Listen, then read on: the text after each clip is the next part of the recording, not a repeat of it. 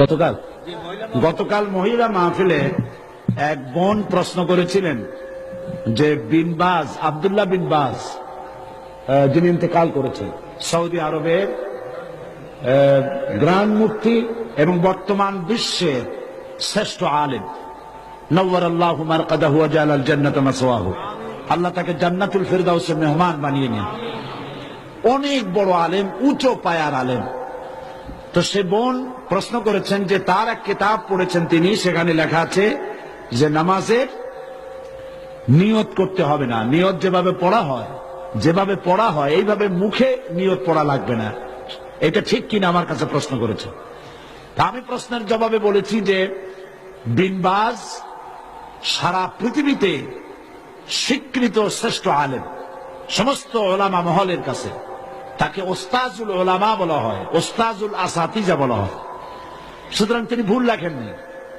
আরবিতে যেভাবে আমাদের দেশে নিয়ত পড়া হয়, নওয়াইতু আন উসাল্লি লিল্লাহি তাআলা রাকাতায় সালাতিল, এই যে নিয়তটা আরবিতে আমরা পড়ি, এইভাবে হুজুর সাল্লাল্লাহু আলাইহি ওয়াসাল্লাম পড়েন নাই, সাহাবায়ে কেরাম এরকম পড়েন নাই।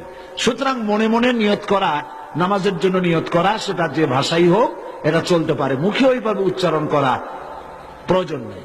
এই কথাটা বলায় একজন আমাকে লিখেছেন যে এটা নাকি আজকে টক অফ দ্য টাউন, সারা একেবারে শহরে এটাই হয়েছে যে নামাজের নাকি নিয়ত করা লাগবে না, কোন জিনিসের নাকি নিয়তির দরকার নেই। মানুষ শোনে একটা, বুঝে আর একটা, বলে আর একটা।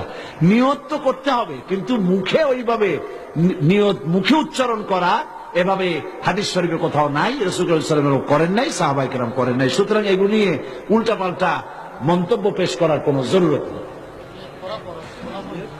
হ্যাঁ, নিয়ত তো করবো, নিয়ত তো করতে হবে, সে কথা বললাম না। নিয়ত পড়তে হবে, কিন্তু মুখে ওইভাবে উচ্চারণ করার জরুরত নেই।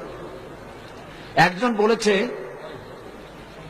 আপনি টাকা দিয়ে প্রতি বছর মুসলমান বানান, দেখছেন অবস্থা? এইসব প্রশ্ন আমার কাছে দেন কি কেন?